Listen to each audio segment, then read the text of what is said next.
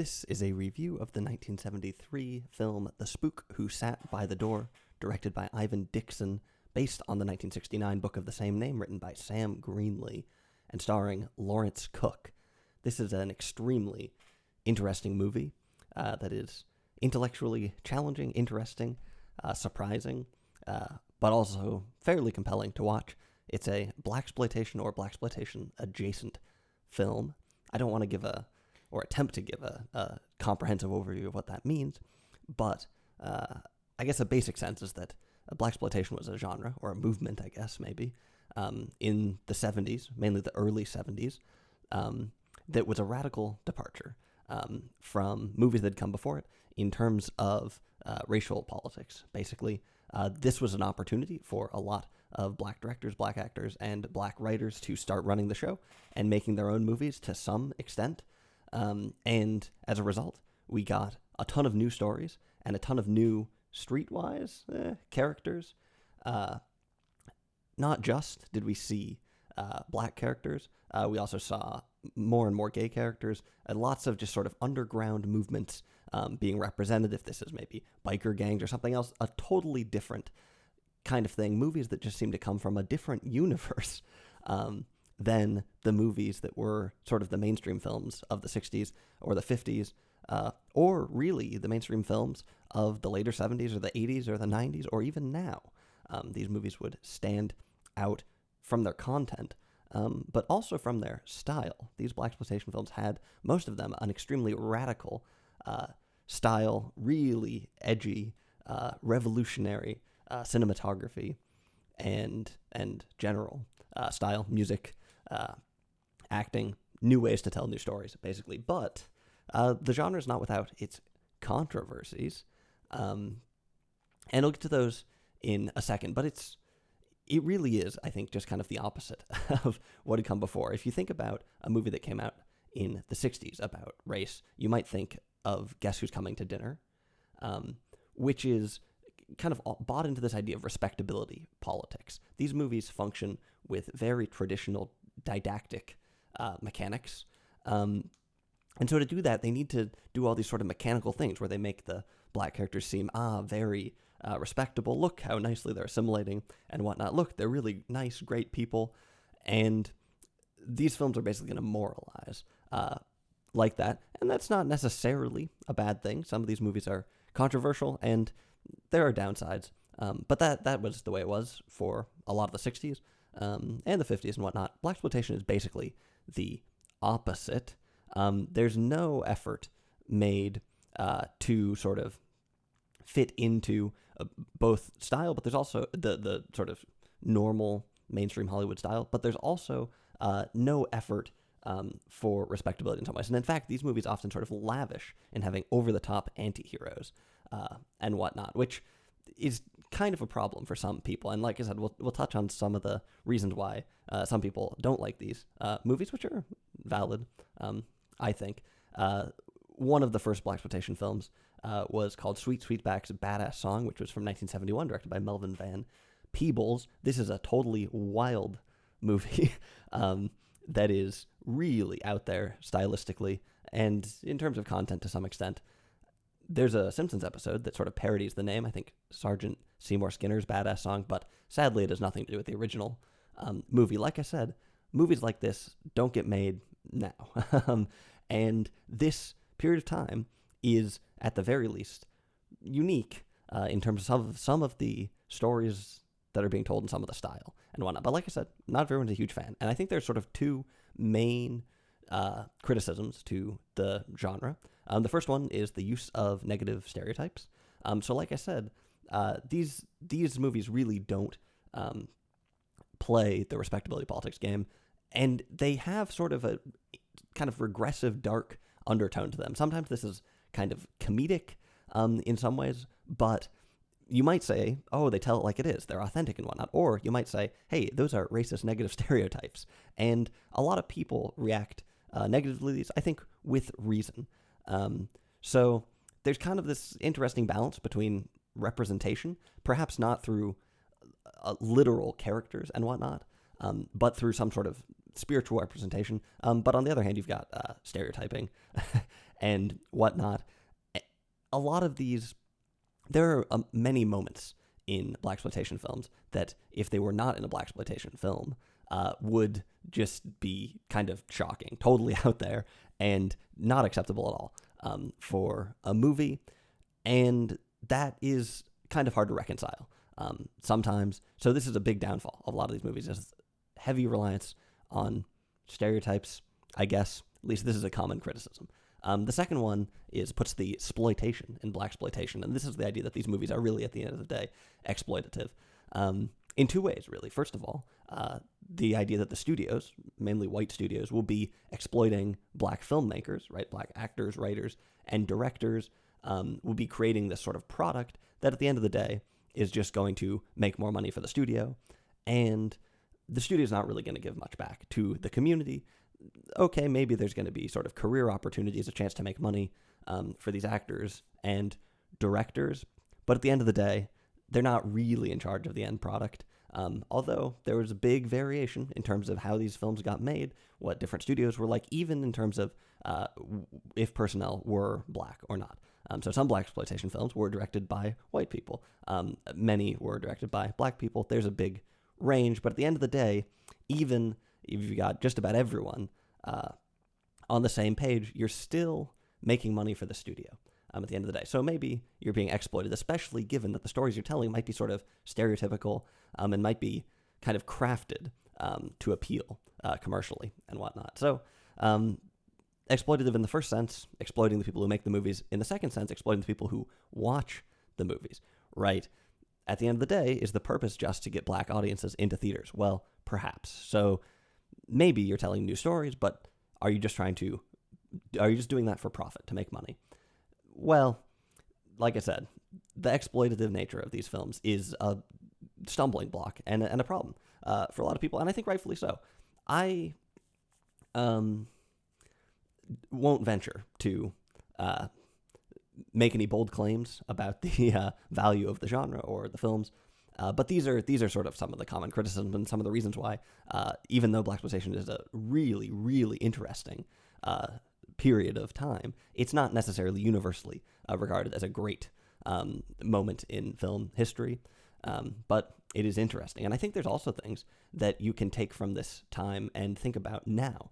In some ways, maybe some of these things are still going on. So currently, we are seeing some sort of changes in the studio system that are allowing studios to be much more nimble and whatnot. We've got Netflix and Hulu and all these sort of smaller production houses getting more power, and that seems to have led to an increase in more people of color directing movies. Now, that's not the only reason, obviously, but there is potentially more flexibility, more room for new ideas in sort of the Hollywood-adjacent production houses of today. And on the surface, that seems like it's obviously good. But you might wonder, is this in some ways exploitative as well? And in some ways, a lot of these movies might be playing similar games or might be in similar territory to some of the blaxploitation films of the 70s. Now, like I said, there's a ton of different circumstances here now and in the 70s. So it's probably not a good idea to make blanket comparisons, but it is something that gets the gears turning a little bit. And if you want the gears to turn even more, well, there's a perfect example here, because FX, the television channel, I guess, or studio or something, is actually working on a series that is spun off of The Spook Who Sat by the Door, that focuses on a minor character, Joy Freeman, who is sort of the girlfriend of the main character. I think Christina Jackson is slated to be in the pilot, which will be produced by Lee Daniels. And so we have a perfect example of how maybe some of these ideas are still going strong today. Like I said, controversial genre, controversial films as well in terms of on their own. A lot of these movies, including this one, made a huge stir when they were released. And then there's sort of a controversy in among reviewers and academics, perhaps, about whether or not films actually fall into the genre. And I'm not really going to touch either of those things. You hear from time to time, for instance, you hear Roger Ebert declare that Sweet Sweetback's Badass Song is in fact not blaxploitation because of the way it ends. I'm not sure why anyone would care what Roger Ebert thinks about this subject, but the sort of reasoning he's doing there is that sort of asserting that blaxploitation is a bad thing, that it's exploitative, and that movie is essentially too good to fall into that bad category or something like this. So be aware, there are controversies afoot here, but if you're interested, I think you should watch the movie and sort of come up with things for yourself in this regard. Here's a few data points, though, that might help you decide whether or not you think this movie is legit, something to be celebrated, or something to cringe at, potentially. And I'll say I think with this movie, it's much more on the former side, but that's not necessarily true across the genre as a whole. So this movie, couple facts, was banned shortly after it was released. That's usually a good sign. Definitely a good sign in terms of a movie being interesting, and often a sign of maybe a movie being ahead of its time and interesting. Of course, ahead of its time and challenging. Of course, some movies were banned that are extremely regressive, I guess, but I would suspect that the majority of movies that were banned were for the opposite reason. There are counterexamples, such as The Birth of the Nation, but we don't need to get into all the odds and ends. Point is, it was banned, and you'll see why when I actually begin talking about this movie momentarily. This is based off of a book that was written in 1969, written by Sam Greenlee, who was a black writer, and it was directed by Ivan Dixon, who's a black actor primarily. Ivan Dixon has a special personal connection to one of the main themes of this movie, which is tokenization. That's part of the title, which we'll get to eventually. Ivan Dixon, you may or may not know, played a character in the television show Hogan's Heroes. So Hogan's Heroes was sort of this milquetoast television show from the 60s, starring a bunch of prisoners of war, German prisoners of war. Well, American prisoners. Well, there's some French people there too, or one French guy, LeBeau. Prisoners in a German prisoner of war camp. I think you get the idea. And these prisoners just have a great time playing pranks and jokes on the gullible Colonel Klink, played by Werner Klemperer, who was actually in some fairly serious roles in other parts of his career, and also Sergeant Schultz. I can't remember who plays that guy, but basically bumbling fools. They have a great time as prisoners of war during World War II and whatnot. So pretty lame television show, but as was the custom of lame television shows from the 60s, there is some sort of token integration and whatnot here, where you have a character, one of the characters, I think Kinklo maybe is his name. I don't think that he was on, I think he left maybe for the last few seasons, but my memory of the show is not strong. Point is, Ivan Dixon, who played this Kinklo character, had firsthand experience with the polite integration of television and mainstream media of the 60s. He played a character who is sort of like a technology expert. So very respectable, very smart, interesting character. Sort of similar to Greg Morris, I think is his name, his character in Mission Impossible, who's also the technology expert. Like I said, polite integration. So, tokenization, big theme about in this movie, and you can see why Ivan Dixon would be interested in working on it, being a part of it. It's also worth noting that Ivan Dixon, though he was mainly an actor, also had a fair amount of experience directing a bunch of random television shows.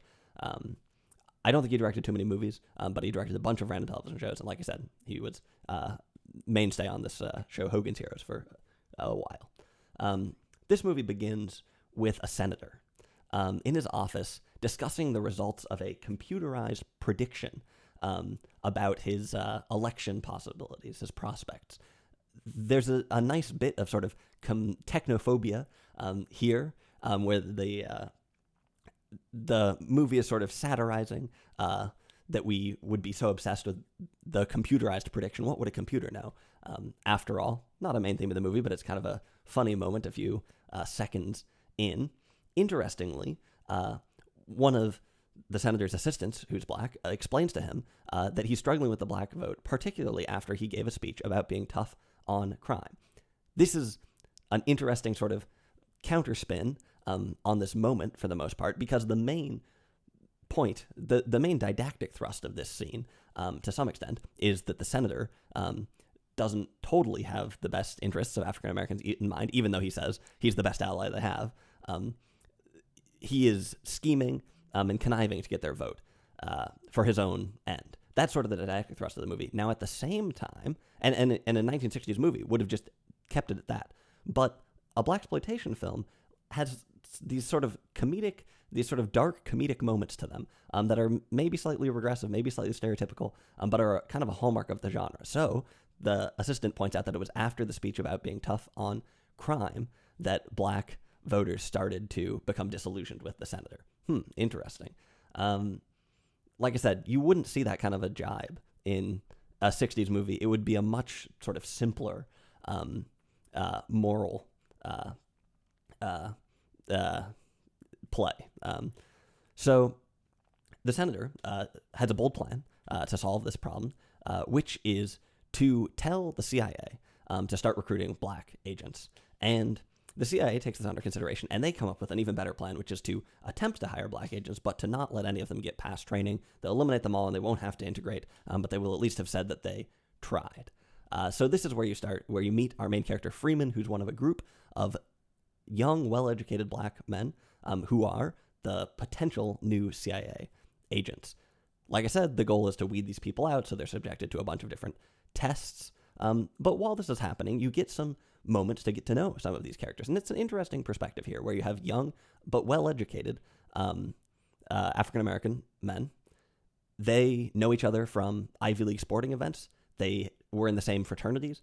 They went, these are people who go to big schools and have an interesting community. Now, at the same time, there is, again, some sort of dark jibes thrown in here. So, for instance, they suggest that maybe they could collude and get a gentleman's C, so to speak, so that they all pass. Interesting.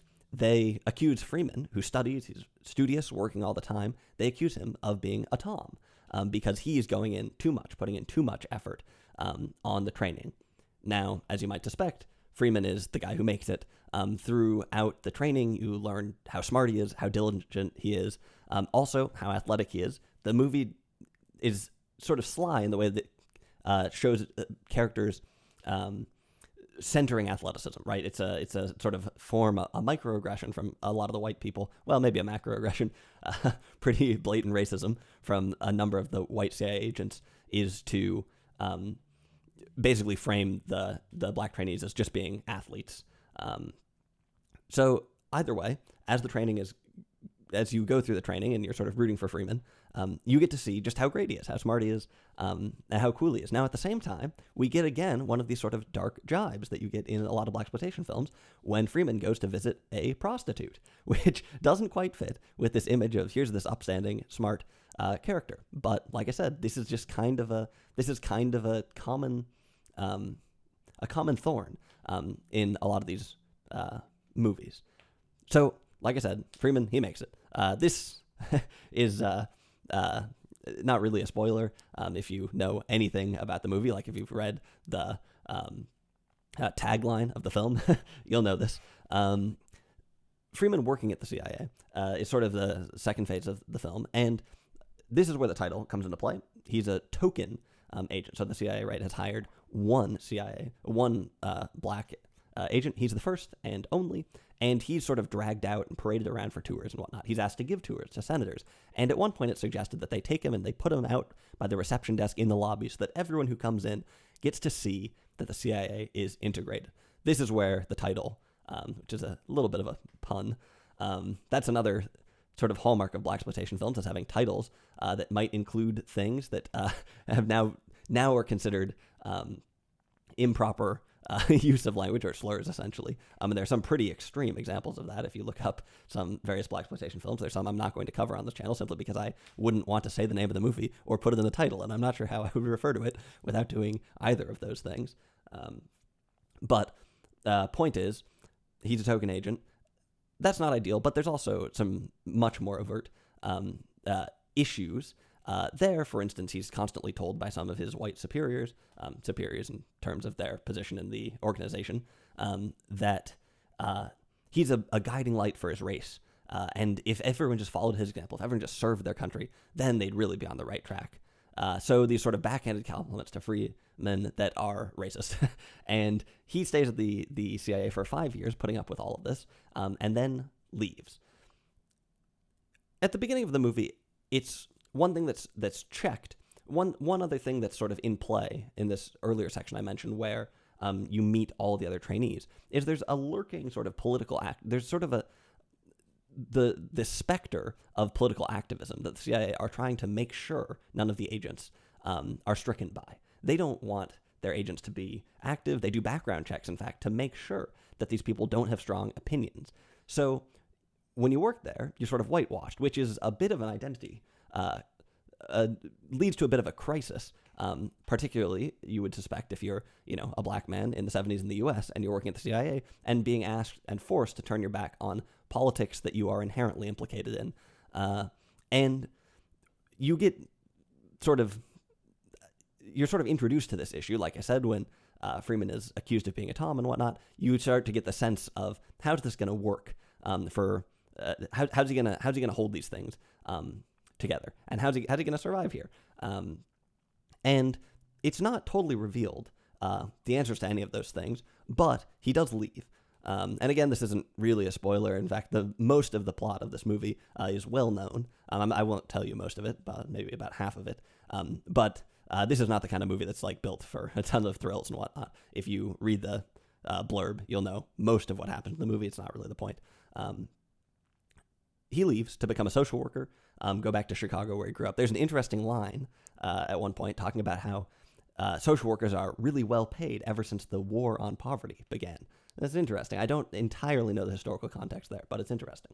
So Freeman goes to Chicago, and here he has another interesting group of black people that he is interacting with. He has come from Washington. He's come from college. He's well-educated, well-heeled, and he has friends that are in a similar position. For instance, he has a cop that he's a longtime friend of, Dawson, played by the character actor J.A. Preston, who is in a number of interesting sort of character roles throughout the years, but he's got a great role here as this someone who's risen in the police force. He's maybe a sergeant or a lieutenant or something like that, and who is similar to Freeman, sort of represents an educated background, and this is sort of respectability, politics, assimilation to some extent. There's also Joy.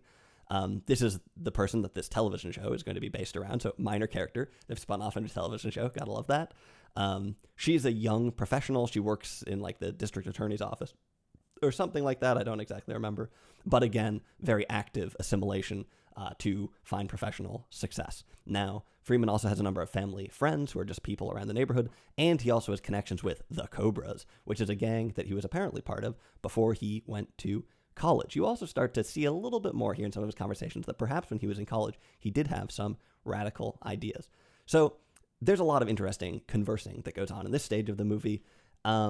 I won't go through all of it, but the point is that these different characters, as you can imagine, have different views about the path forward for black Americans, and we don't quite at this point in the movie know where Freeman stands on this. Maybe he was a bit of a radical in college. He has these gang connections, but also he worked for the CIA. So how does he feel about these things, and where is he going to go?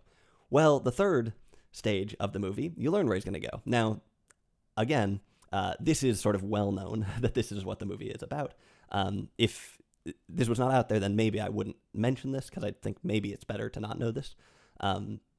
But I think it'll benefit the review, and you'll know this if you're going to see this movie. If you've read anything about it, you'll know this. So basically, it turns out that Freeman decides that he wants to start building a guerrilla force. He really does want to do something about it, not limited to social work, to offset perhaps his role with the CIA. And basically what he does is he uses the CIA training to build his own guerrilla force. And there's some really nice filmmaking in this section where you see there's some of the moments earlier in the film are set up really nicely when he's doing the training. They're repeated later when he does it with the guerrillas, but there's some sort of interesting changes he's had to make with not having the right facilities and things.